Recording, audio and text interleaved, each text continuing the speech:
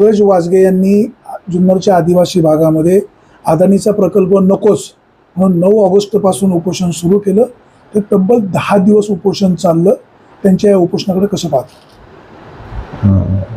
सामाजिक भान ठेवून नेहमी समाजामध्ये एक तरुणांमध्ये एक वेगळं नाव जे तालुक्यामध्ये दिसतं ते नाव म्हणजे सूरज भाऊ.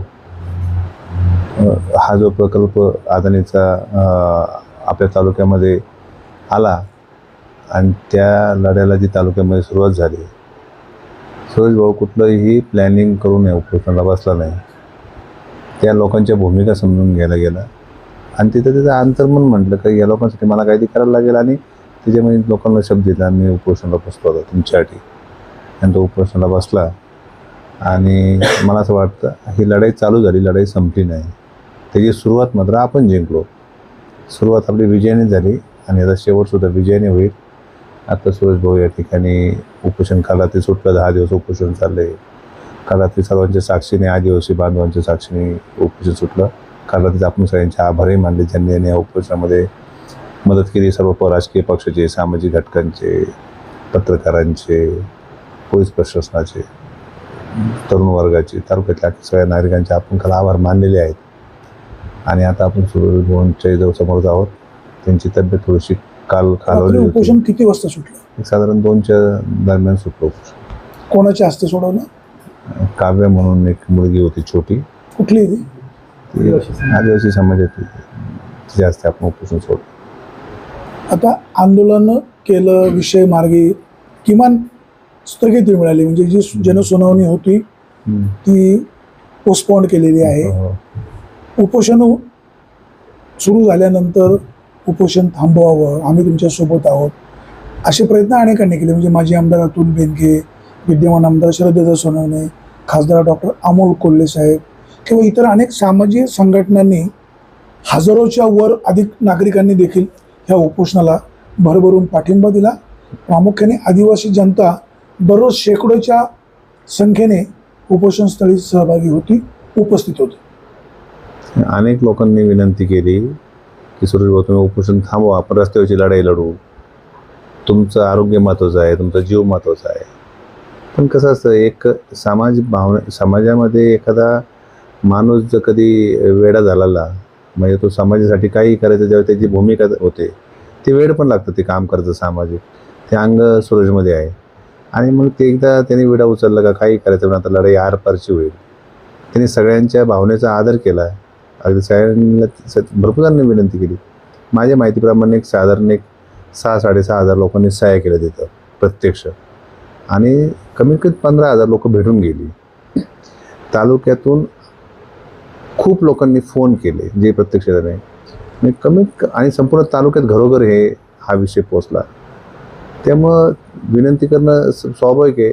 पण त्याच्या लक्षामध्ये आलं जर आता आपण उपोषण थांबवलं तर मात्र गडबड होऊ शकते. आणि मग अगदी शेवटच्या टप्प्यातसुद्धा जे पत्र आलं कलेक्टर साहेबांचं, त्या पत्राला सुद्धा मान्यता दिली नाही. आणि जेव्हा सूरज भाऊंनी संबंधित अधिकाऱ्यांना फोन केले की आम्हाला असंच पत्र पाहिजे, तिकडं आपले हजारो आदिवासी बांधव लढा देत होते रस्त्यावरती, सूरज भाऊंनी इथून फोन केला. फोन केल्यानंतर मात्र प्रशासनाने ते मान्य केलं आणि मग पत्र त्यांनी दुरुस्त करून पाठवलं. अगोदरचं पत्र काय होतं, नंतरचं काय दिलं?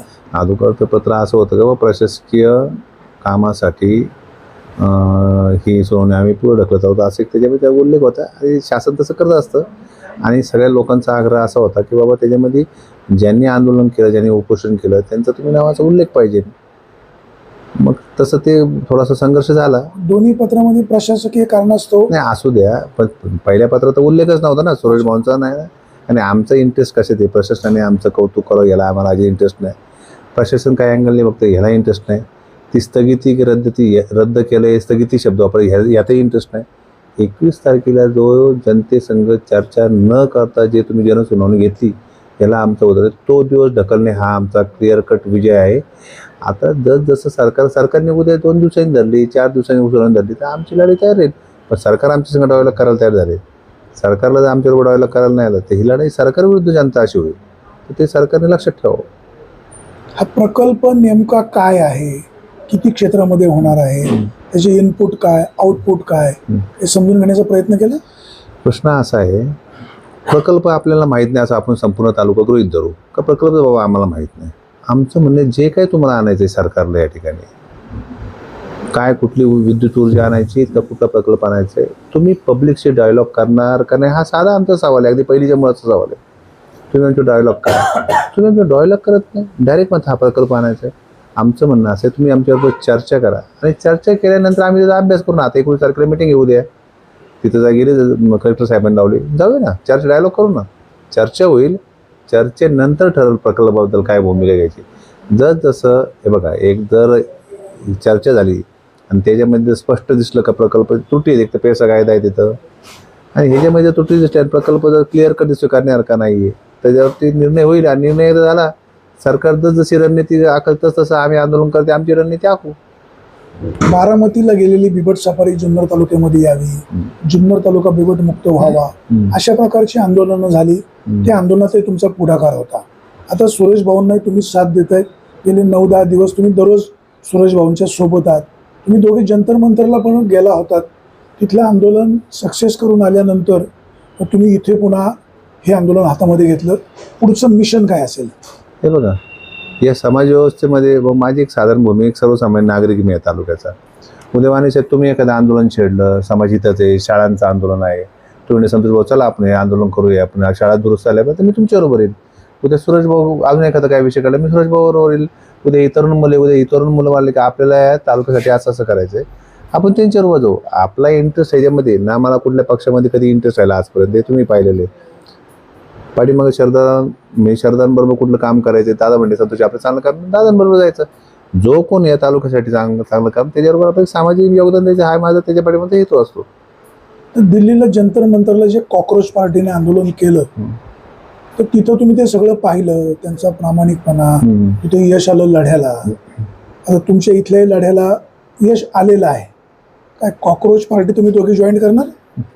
बघा, तुम्ही प्रत्येक गोष्टीकडे जर राजकारण म्हणून पाहिलं तर ते आता उद्या असं गृहीत धरा की एखादा शिक्षणाचा विषय हातामध्ये घेतला उद्धव साहेब ठाकरेंच्या पक्षाने, समजा असं गृहीत धरूया तालुक्यामध्ये, आम्ही त्यांच्याबरोबर जाणार त्यांना पाठिंबा द्यायला, म्हणजे आम्ही त्या उद्धव साहेब ठाकरेंच्या पक्षात जाणार आहे का?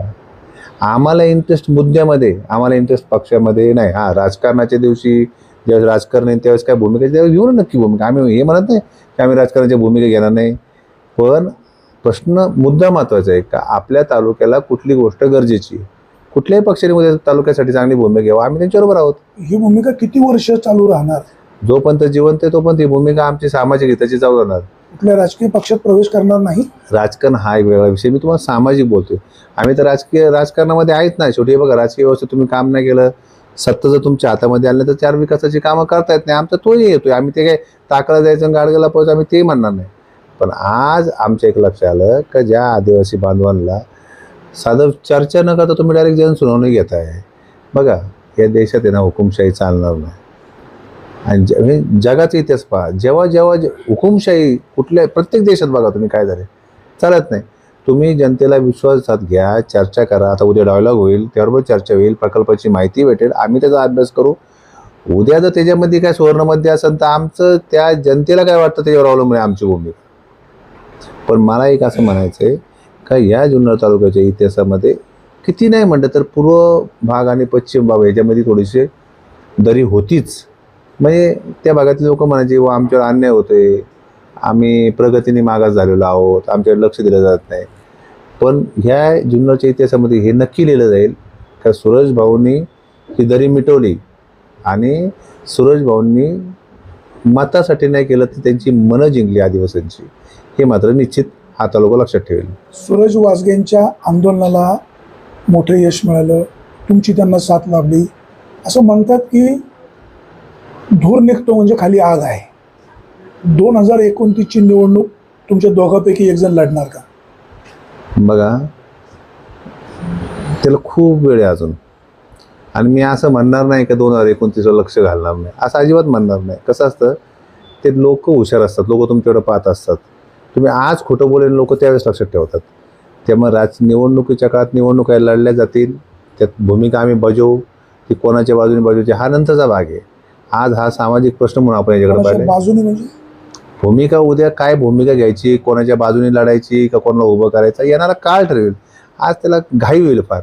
आज आपला फोकस सह्याद्री बचाव या विषयावर होते आणि त्याच्यावर आमचा फोकस आहे. आदिवासी भागातील जनतेने, तालुक्यातील जनतेने, आबालवृद्ध, ज्येष्ठ महिला अनेकांनी पाठिंबा दिला. काही लोक तिथं अक्षरशः सुरेश वासगेंची सगळी परिस्थिती पाहून ढसढसा रडले. या जनतेने जे प्रेम दाखवलं याच्याबद्दल तुमची काय भावना? बघा, तुमचं सुरेश भाऊंचा बघा, लोक फार हुशार असतात. लोकांना कळत असतं का हा मुलगा नेमका निस्वार्थी हेतूने हे करतोय का. लोकांच्या डोळ्यात त्याच वेळेस पाणी आलं का सुरेश भाऊंनी निस्वार्थी हेतूने ह्या आंदोलनामध्ये उडी मारली आणि तो आदिवासी बांधवांबरोबर लढायला तयार झाला. त्याचाच आशीर्वाद लोकांनी दिला. त्याचमुळे त्या लोकांच्या डोळ्यामध्ये आसू आले.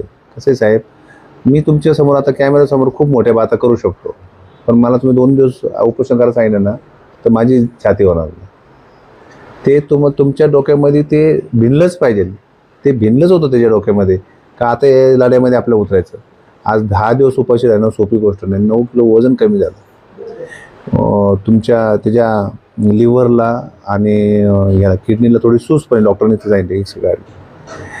आणि त्याला त्याच्या कष्टाला सलामी. म्हणजे जुन्नर तालुक्यामध्ये आजपर्यंत जेवढी उपोषण झाली हे पहिलं उपोषण असं का सलग 10 दिवस उपोषण केलं. तर ते स्वाभाविक आहे, लोकांना भावनावेश झाले आणि त्याच्या या सगळ्या गोष्टीला माझ्या मनापासून सलामी.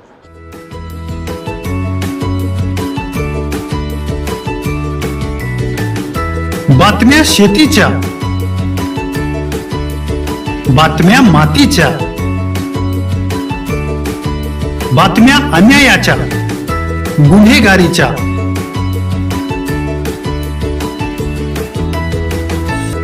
राजकारणाच्या आणि समाजकारणाच्या, शोषणाविरुद्ध बुलंद आवाज, जनसामान्यांच्या हुंकाराची गाज, सत्कार्याला प्रोत्साहन, दुष्कृत्याला अनुशासन, निर्भीड, निस्पृह, सडेतोड, बेधडक आणि रोखठोक म्हणजेच विघ्नहर टाइम्स. शोध बातमीचा, ध्यास सत्याचा. आपलं चॅनल, आपली बातमी. सबस्क्राईब तर कराच, पण बेल आयकॉनवर क्लिक करायलाही विसरू नका.